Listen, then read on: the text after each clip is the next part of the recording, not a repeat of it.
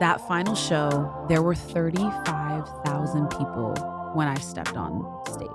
I couldn't even believe it. This is like a record for how many people have shown up at the very beginning of a concert, and I just was like blown away. Hello, everybody. Welcome back to What's Your Spark? I hope you guys are all having a beautiful moment wherever you are right now, wherever you're at in the world.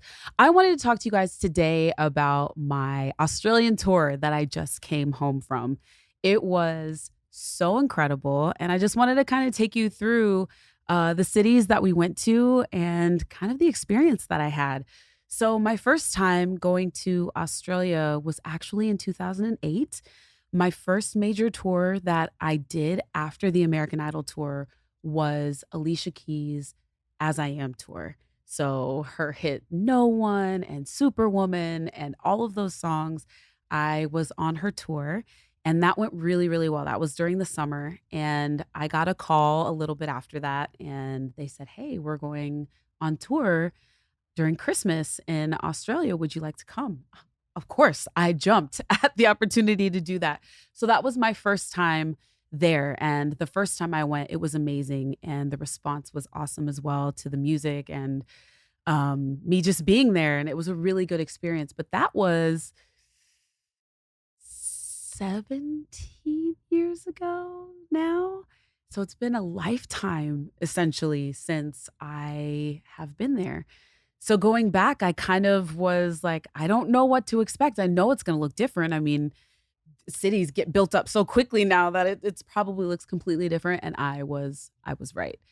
We landed in Brisbane first, and I was just so happy to be there. It was a very long flight. I went from Dallas to LA to New Zealand to Brisbane. So it was a very, very, very long travel day, but it was lovely. The airlines were great. They took great care of us, and Dana came with me. So, it's always fun to have someone to travel with. So we landed in Brisbane, and it was really, really lovely. It's a really pretty built up city. The air is so lovely.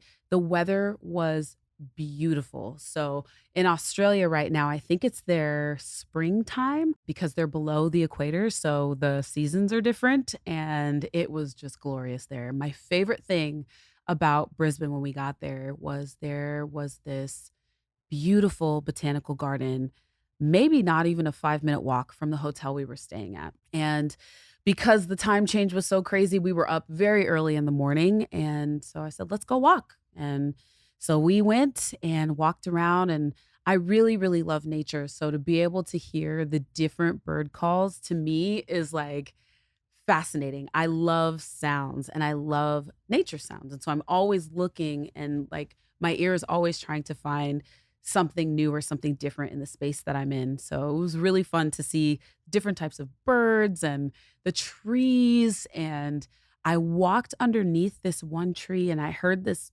specific call, and I was like, I kind of recognize that. I wonder what that is. And I looked up, and I couldn't really see anything because they were so well camouflaged. But as I kept looking, there were these beautiful, I think they were parrots or parakeets. I couldn't tell how big they were, but they were green and red, and they were just so pretty. And I just stared at them for 10 minutes. It was awesome. But that first show was really, really fun. I have my phone with me because I wanted to make sure I didn't forget any of the things that happened.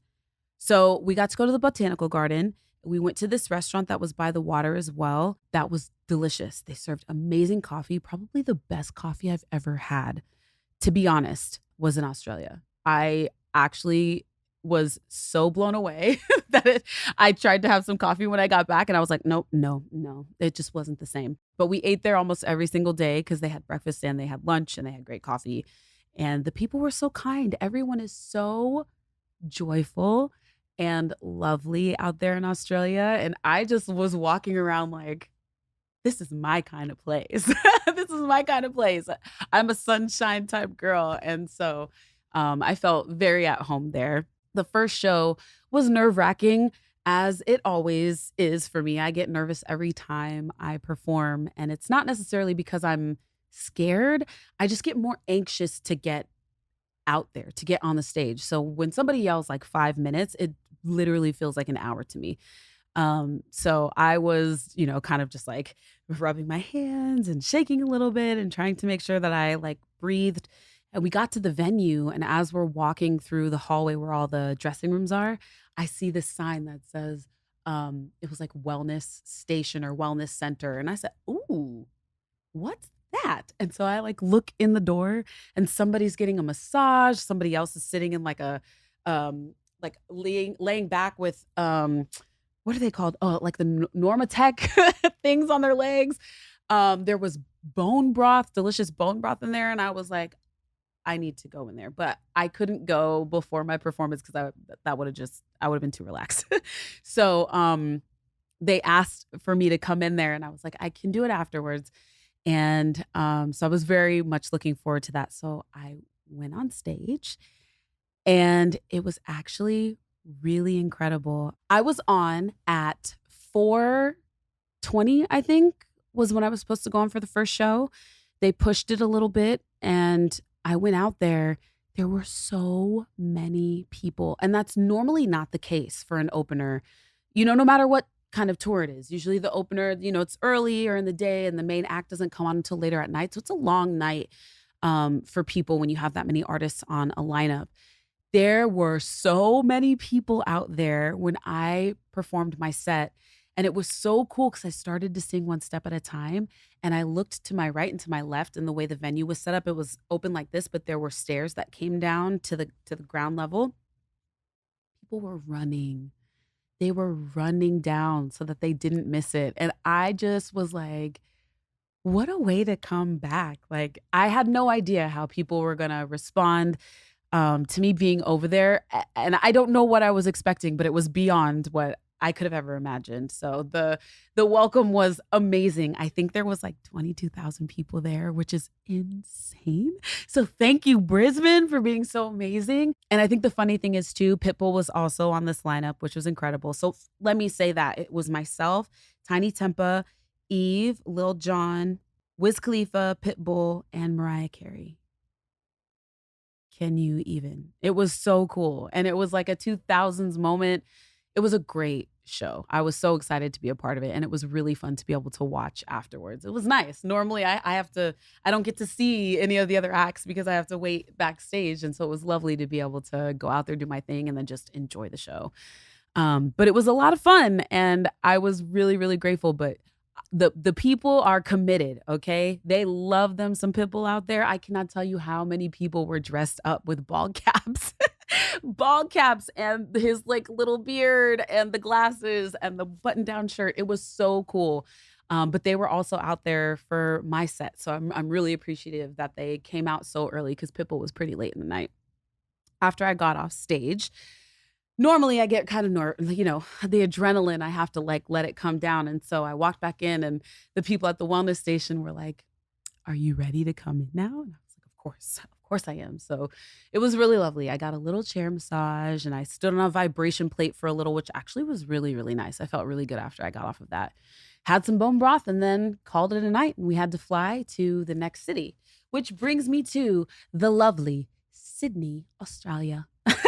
I love Sydney. I had been there before, but I was blown away by how much it has been built up. Like, even now, thinking about everything that I was looking at outside of my window, like, it kind of blows my mind, but I hadn't been there in 15 plus years. So, of course, there's going to be more stuff, but it was beautiful. The weather was gorgeous.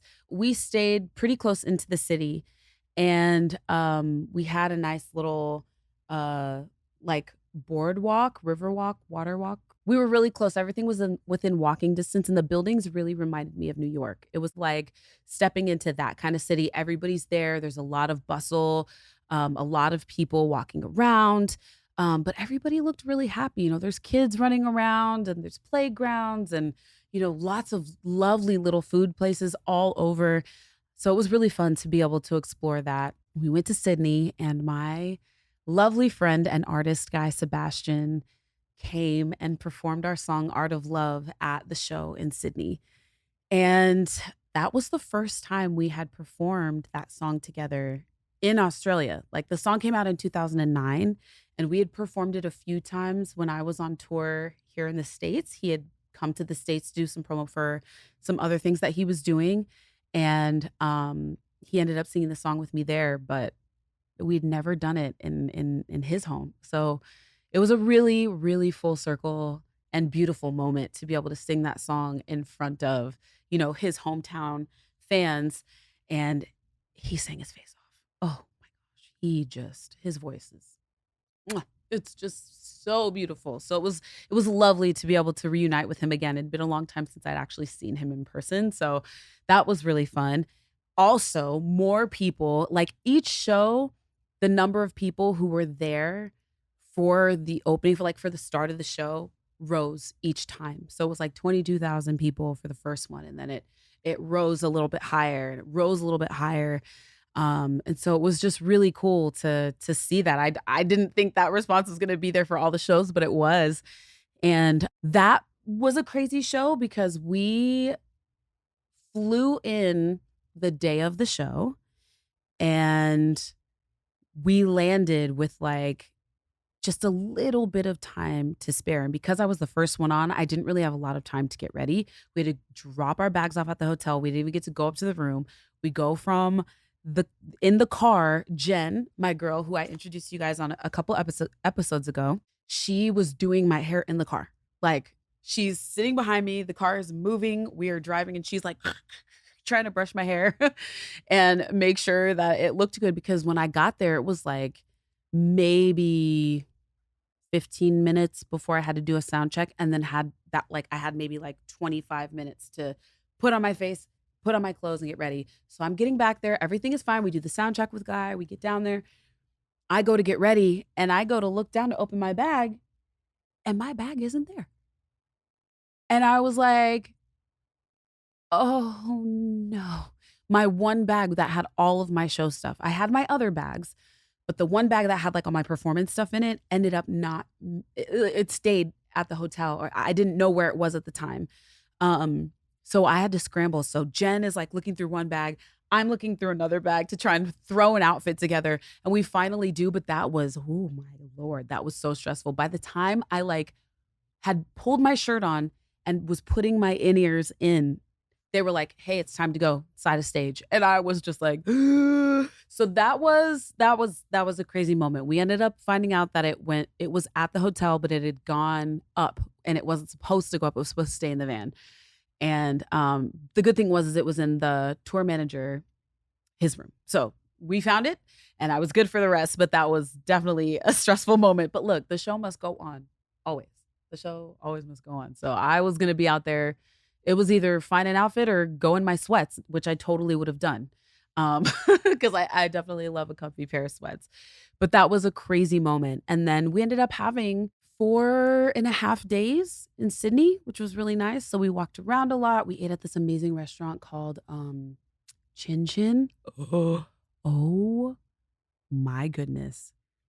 Everybody talked it up, and it definitely, definitely surpassed expectations. It was what everybody said and more. Cocktails were good, the food was good, the service was amazing. I don't even wanna say the word good, it doesn't even cover it. It was excellent, it was excellent. Cocktails, excellent. Food, excellent. Service, excellent. Vibes, immaculate. It was great. So we enjoyed that. Me and my hubby love, love, love to enjoy a good meal. And, the other thing while I was in Sydney was, a lovely artist. Her name is Delta. She has a Christmas show that she puts on every year, and so she invited me to sing, so I got to sing my new Christmas song there, which is called Secret Santa, so hopefully that will be out. I hope you guys can keep your eyes out for that when it comes out a little bit later. And then I did go to the wildlife zoo. We did go, me, Jen, and Dana, and my manager. It was really cool. Like, I love animals and I love nature, so I could be there all day, and our guide was so awesome, and she was telling us all these facts, and you could tell she really loved what she did. She said she moved from where did she say she moved from? Brazil? Maybe? But she said she came to Australia to do something, and she, like, never went back, and she works with the animals, and she's just in her happy place, and so it was really fun to be around someone who I'm sure she's told all the factoids a million times, but it seemed like it was the first time that she was sharing them with us. She just was like, "And this is this animal, and this is this, and this is this, and this is why this." And it was fun for me because I love learning. So, she was telling me all these things, and I just was like, "Well, what about this? Does this happen? And what about what's on their eye?" Like, I love to ask questions as well because I want to know. I want to know. I can't help it. So we went there. We got to see some kangaroos. We got to see some crocodiles, which were huge, and their teeth were massive. We got to see there were a lot of different marsupials and rodents there that I don't know if I really remember. We saw big wombat. He was relaxed. He was on his back, just chilling, like the best life, good life. Then we got to go up and see the koalas, but in Sydney, you're actually not allowed to touch the animals. So I was kind of sad because the last time I went, I did get to see them, but I was in a different space, a different locations where I could. I just didn't remember that part. So we got to take some pictures with the koala. It was sleeping. It was so cute. Oh my gosh, I totally forgot. Because this is not something I normally do, but I did some club appearances. Each city we did a club appearance, and so we did that in Sydney as well, and that was fun too. I stayed for a little bit because I knew I had some time to recover before the show. Because I'm very strict when it comes to my shows. I make sure that I'm not eating stuff that's super spicy. I'm not a big drinker anyway, but I really try not to drink close to my shows and not to be around any smoke either because everything affects my voice. That particular after party, I did stay for a little bit, danced a little bit, I sang, had a great time with everybody there and the dancers. Shout out to the dancers who were on this tour. Instead of bringing people from the States, we found some incredible people, these two lovely girls, and they were so incredible. Thank you girls so much. You guys were so, so, so amazing. So then we moved on to Perth. After a few days in Australia, we went to Perth. And I didn't remember much about Perth from the last time I was there because I think it was a really quick show. Like we were in and then we were out moving on to the next city. So I didn't really remember what it looked like, but Perth actually reminded me a lot of LA. The weather, the water, the way the cities were, the way the sun kind of hit the trees, like it just gave that kind of feeling to me, but it was really beautiful. We didn't have a lot of time there, but we got there and Dana found some friends and they actually hooked us up. This is just it's crazy because it's gonna sound so it's gonna sound so bougie because this is not like a thing that I typically do. Um, but they were like, "Hey, whatever cars you wanna drive or you wanna be in, it's up to you." And I was like, "I don't know. I still, like, drive my Jeep." Like, I was like, "I don't know what kind of car I wanna be in." And so they pulled up with 3 different luxury cars, and they were beautiful. And I was like, "Of course, I'm gonna go with the bright purple one because why not?" And, so they were like, "Okay, get in." And they drove us, and they drove us around, and they were like, "Okay, we're gonna go to this yacht." And I was like, "Wait, what?" So they drive us down to the water. We get in this Lamborghini longboat. Guys, listen, I can see the faces you're making already. I already know. I can feel it already because that's the face I was making to myself. Like, what am I doing right now?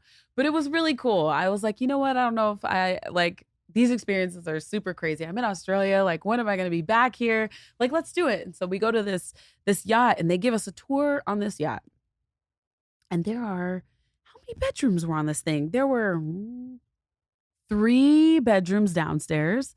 There was a bedroom upstairs. They all had bathrooms, beautiful, like modern interior design. And then we go upstairs. There's a DJ playing, and they've got like hors d'oeuvres and snacks. And then I like look over and somebody's grilling amazing ribeyes down at the bottom, and I'm like, Who am I? What is happening right now?" It was the coolest thing, and so we were up there just kind of vibing, having a good time with, a few other people, and the people who let us be on the boat were so gracious to us, and, it was freezing, though. It was really cold out on that water, and I was a little bit like, "I have to sing tomorrow, I can't." So I did leave early. I'm the grandma, I'm like, "I gotta go." I was in this jacket actually, like bundled up like this. I have to. So, I left, then I got ready, and then I had to go do another after party, pre-party, that's what they call them, I think. And so we did that that night, but that one was more in and out because I needed to get back and go to sleep.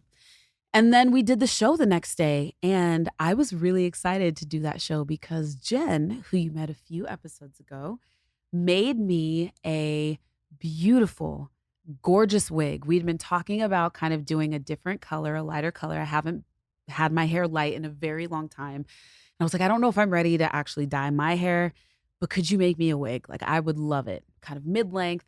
And I wanted it to be naturally curly so that I could blow it out if I wanted to, and just something that I could throw on. And you saw the wig that she had on. Like, her stuff is beautiful and so precise. It was nerve-wracking because of the color that I asked for. Like, I wanted this honey, but kind of auburn, low lights, but like lighter around the face. And so she was nervous. I was nervous because I knew she worked so hard on it. And she was nervous because she didn't know if I was gonna like it. And then she showed it to me, and I just was like, I, I was speechless. I was like, oh, it's so pretty. It was so pretty. It was so pretty. I can't wait to put that thing back on. She took it with her. I'm sad, but I can't wait to put it back on my head. But she smashed that. So Jen, thank you. Thank you. Thank you. Thank you so much. But I wore it for the show in Perth, and it actually rained that day, which according to everybody there, they were like, we never get rain. Like, we don't get rain. And the one day that it rains, it's today. And it cleared up a little bit by the time I got out there. But again, the show must go on. But it was beautiful. There were tons of people there again for my opening set. And I was so grateful. I watched Lil Jon set that night, and it was so good. I was just like my seventh and eighth grade self, thinking about like all the homecoming, the dances at school were so fun because we didn't care. We didn't care. Like, none of us walked out looking like we did when we walked in there. Like, we all got ready and looked so nice, but once we went to the dance, everybody actually danced. And I miss that. I wish that people weren't so concerned about phones and cameras and stuff and would just like have a good time. But I understand the feeling of being watched. Like, we didn't have that then. And it was so much fun. And Lil Jon was definitely the soundtrack to the school dances. Oh my gosh. Get Low. Are you kidding me? I can't believe they even actually played it there, but that's besides the point. But it was really cool to be able to experience his set. The whole crowd was just up in arms. Like, it was so awesome. But we did Perth, and then right as we were about to leave, I well, actually, let me pause and say this first. I actually started feeling not very good while I was there. And it was weird. It wasn't like a full-blown cold, but it wasn't a full-blown sinus thing, but I had sinus pressure and then a headache and then my neck hurt and then like my throat was tight and then I was exhausted. I was so tired, but it wasn't from the shows necessarily. My body was just like it was fighting something basically. And so I really, really, really had to push myself through that Perth show. As pretty as I felt with that gorgeous wig on, I really had to push myself to get the energy out because my body just was like dragging. And I'm just grateful that it kind of passed. But I was like, what the heck is this? Like, you just never know what's gonna happen on the road. And it was so random because one second I was fine and I woke up and I was not. And I just felt like that was crazy. So I always have my tea with me, which is there's one called Throat Coat and there's one called Throat Comfort. And one is by Traditional Medicinals, that's Throat Coat, and Yogi Tea is the Throat Comfort. And those are the ones that I have been drinking for, I mean, since the beginning of my career. I have one in my bag right now that I'm staring at. I should probably put it over here, but uh, they have saved my voice, and I'm just grateful. I was chugging that like nobody's business, and then whenever I'm in doubt or whenever something feels crazy, I get pho always, every single time. The broth will cure anything. That's what I feel like. But we had a good time. I was glad that I made it through the show. And by the time we were leaving, somebody was like, "Hey, do you want to hold a koala?" And I said, "What?" I was like, "There's koalas here? Where are they?" So yeah, there's like a petting zoo around the corner. I said, "There's a petting zoo here right now? What are you even talking about? Take me there immediately, expeditiously." And so we walk and we walk around, and they really was a tent with Australian animals just like all out. And I was so excited. I was beyond you guys. Like I just could not. The first animal that I saw was this little flying squirrel. It was so cute. It was so cute.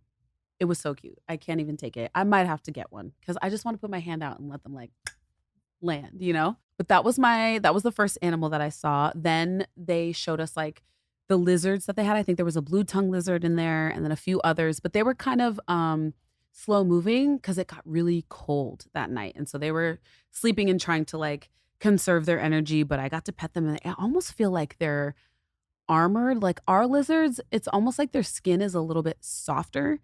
And out there, it's like you wouldn't be able to puncture their skin. Like, you probably could, but it felt much more armored, which I thought was really cool. Then, there were 2 snakes. I think they were constrictors, but I had one around my neck. She was beautiful. She had, like, this orange tint to her, and then there was another one that was, like, on the little tree, and I think he was black. They were gorgeous as well. They were so pretty. And then the creme de la creme of the 2 koalas that they had there, I couldn't even take it.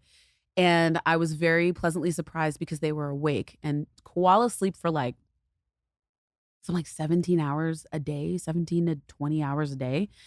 And so normally when you see them, they're sleeping, but she was wide awake and they put her in my arms and her little claws just like latched onto my shoulder.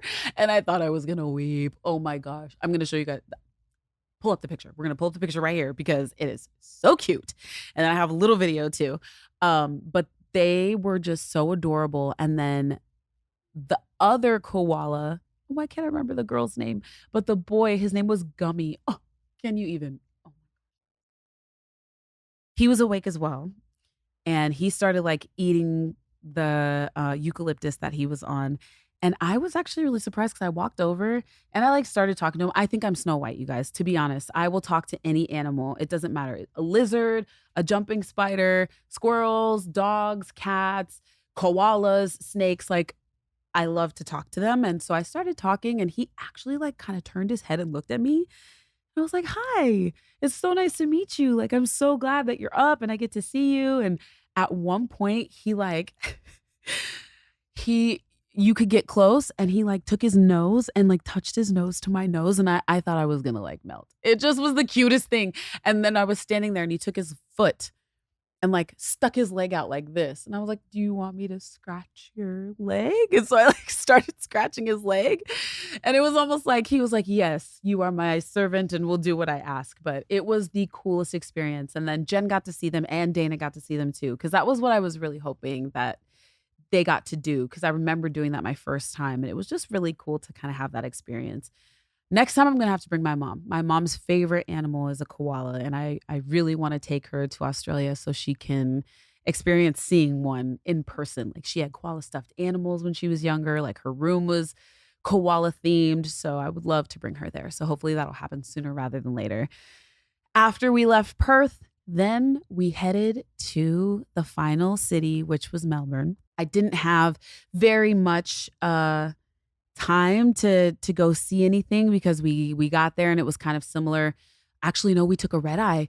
We took a red eye from Perth to Melbourne and we got there at like 6 a.m. and then I went straight to sleep. And I don't think I woke up until 1 so I could start glam. And then we went to the show and it was the biggest show, the biggest arena that we were doing. I think the capacity was 55,000 people. That's even wild to just say that number.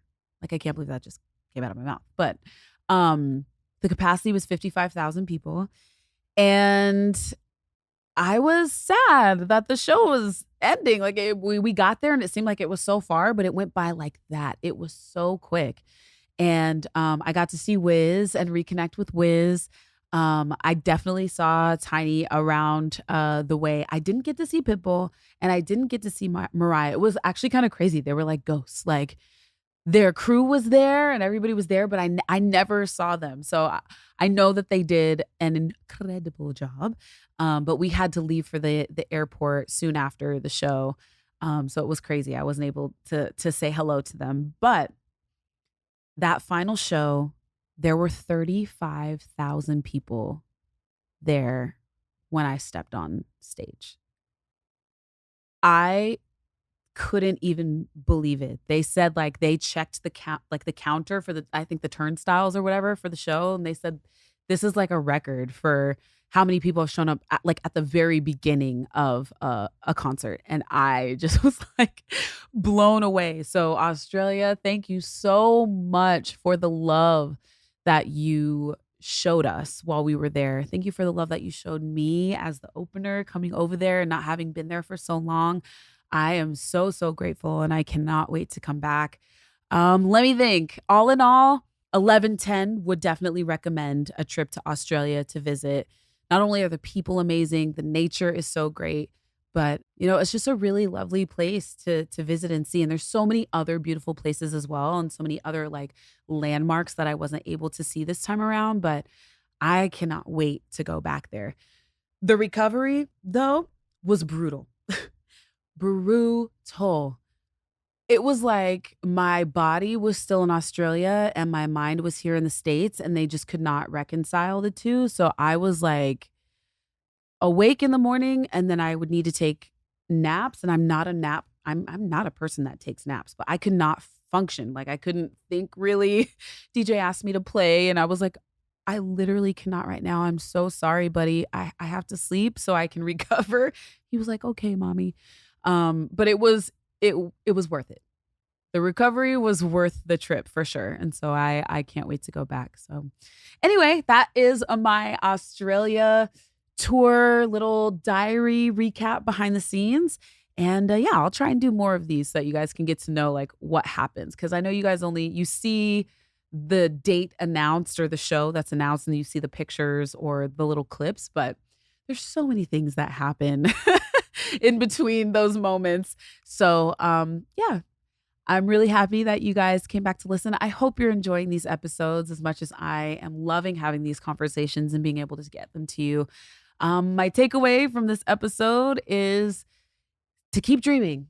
I have been wanting to go back to Australia for a long time. And even though it took a long time, it was worth it to get there. So keep dreaming, because it might not come at the time that you think, but it'll come. Have a great night, and I will see you next week here on What's Your Spark?